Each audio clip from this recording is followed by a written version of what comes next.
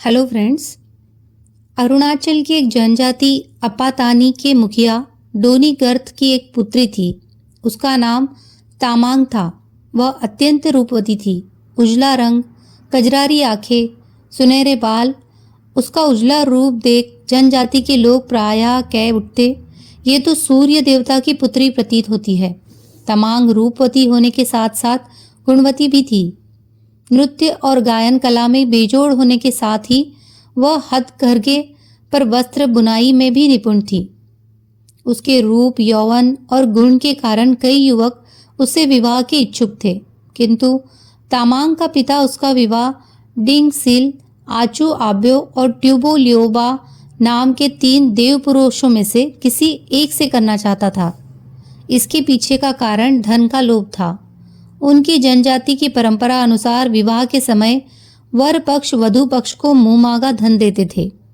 देव पुरुषों से डोनीगत इतना धन पाने की आशा थी कि जीवन भर उसे परिश्रम न करना पड़े। एक दिन उनके गांव में एक मेला लगा, जहां कई प्रकार के सांस्कृतिक और खेल प्रतियोगिताओं का भी आयोजन हुआ। महिलाओं के हथकरघा और पुरुषों के तीर कमान प्रतियोगिता के लिए लोगों में सबसे अधिक उत्साह था। तामांग तो हथकरघा में निपुण थी। उसने नीले रंग के रेशमी शॉल पर चांद, तारे, सूरज बनाए थे, जो देखने में वास्तविक ही जान पड़ते थे। उसने शॉल के चारों किनारे पर सुनहरी झालर लगाई थी। शॉल देखकर ऐसा लग रहा था मानो आसमान ही नीचे उतर आया हो। जिसने भी यह शॉल देखी, तामांग की खूब प्रशंसा की।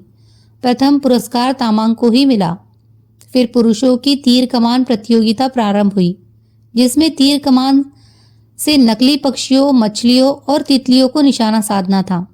इस प्रतियोगिता का विजेता आबू तानी नामक युवक रहा।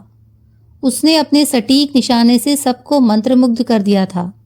प्रतियोगिताओं के उपरांत नृत्य का आयोजन हुआ।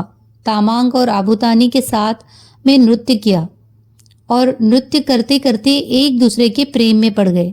उनकी जोड़ी भी बहुत सुंदर थी। जिसने भी उन दोनों को नृत्य करते देखा, वह उनकी सुंदर जोड़ी की प्रशंसा करने से खुद को रोक नहीं पाया। आबू तानी एक गरीब युवक था। तमांग जानती थी कि धन का लोभी उसका पिता उसका विवाह आबू तानी से नहीं होने देगा। दोनों का प्रेम गहरा गया था। एक दिन दोनों ने चुपके से विवाह कर लिया। घर में तामांग ने यह बात अपने पिता को नहीं बताई। वह उचित अवसर की प्रतीक्षा में थी।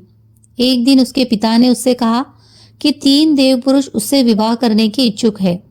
तब तामांग ने अपने पिता को बताया कि उसने आबू तानी से विवाह कर लिया है। उसके पिता ने उस विवाह को स्वीकार करने से मना कर दिया और बोला, मैं इस विवाह को नहीं मानता, न ही वे 3 पुरुष मानेंगे। तब मैं क्या करूं पिताजी? तामांग ने पूछा।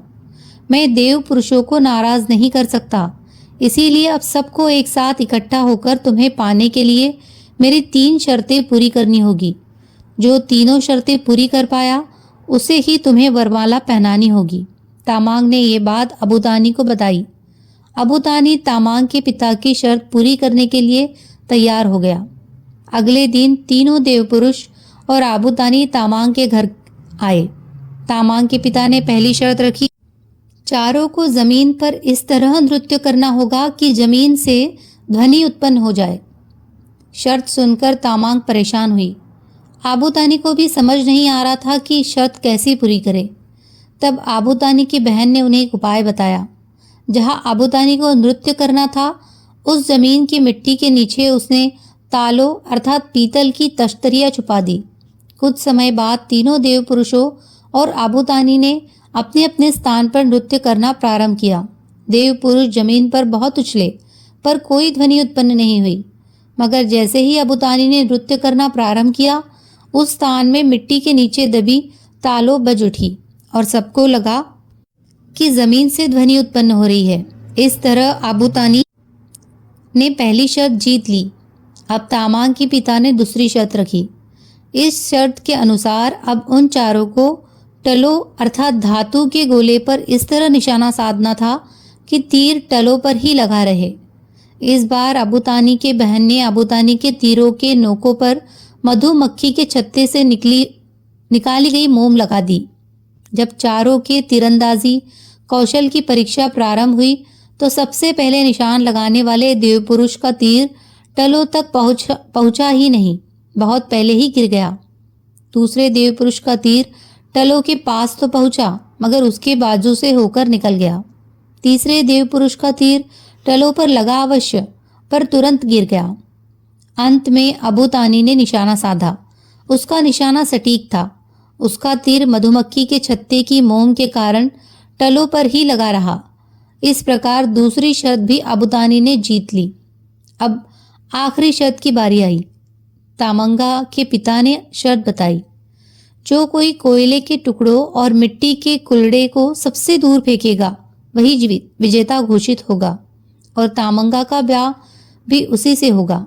इस बार अबू तानी की बहन ने उपाय बताया, मिट्टी के कुल्हड़े पर शहद लगा दो और मेरी पालतू मधुमक्खियों को कोयले के चूरे से लथपथ कर दो।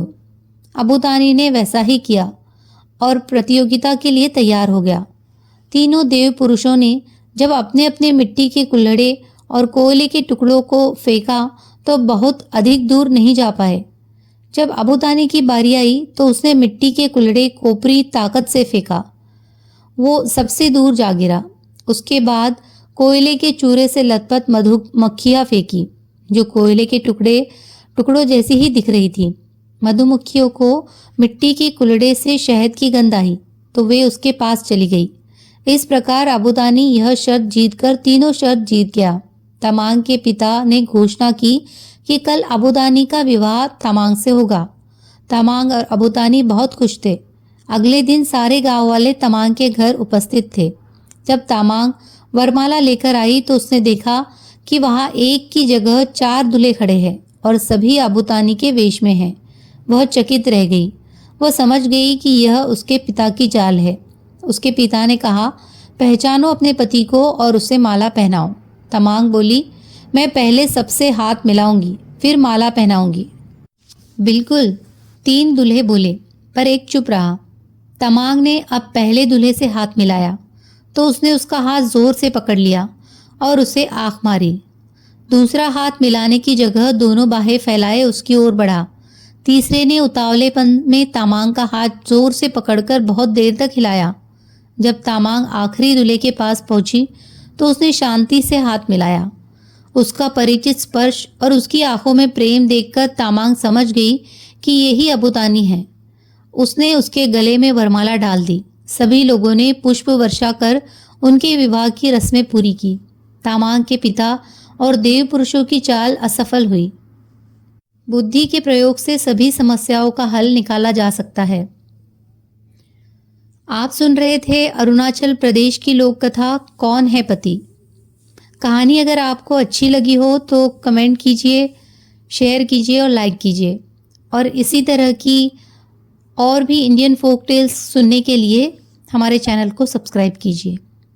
Thank you.